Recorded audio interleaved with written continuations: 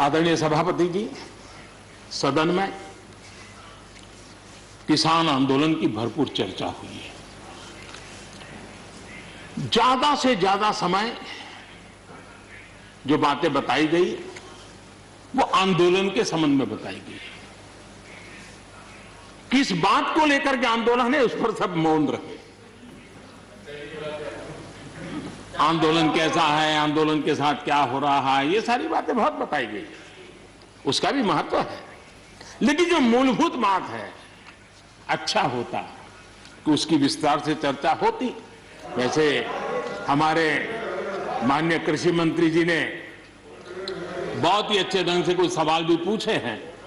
उन सवालों के जवाब तो नहीं मिलेंगे, मुझे खातरी है, लेकिन उन्होंने बहुत ही अच्छे ढंग से इस विषय की इस सदन में चर्चा की है।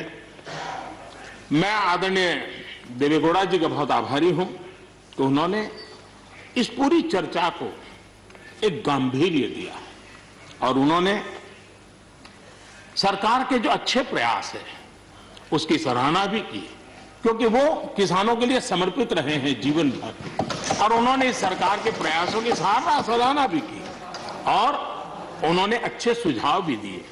मैं आदरणीय देवेगौड़ा जी का हृदय से आभार व्यक्त करता हूं। आदरणीय सभापति जी,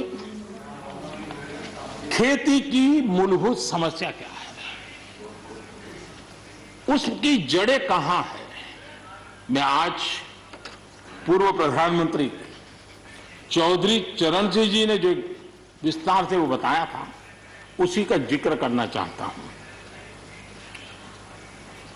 बहुत लोग हैं जो चौधरी साहब की विरासत संभालने का गर्व करते हैं, वो जरूर इस बात को समझने का शायद प्रयास करेंगे।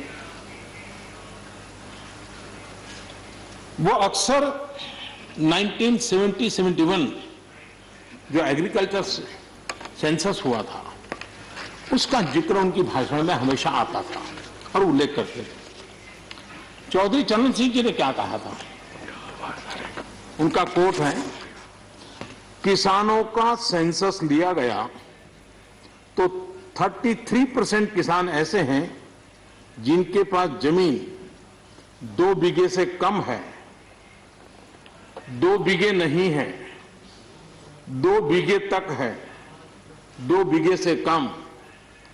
18% जो किसान कहलाते हैं उनके पास 2 बीघे से 4 बीघे जमीन है, यानी आधा हेक्टर से 1 हेक्टर, ये 51% किसान है।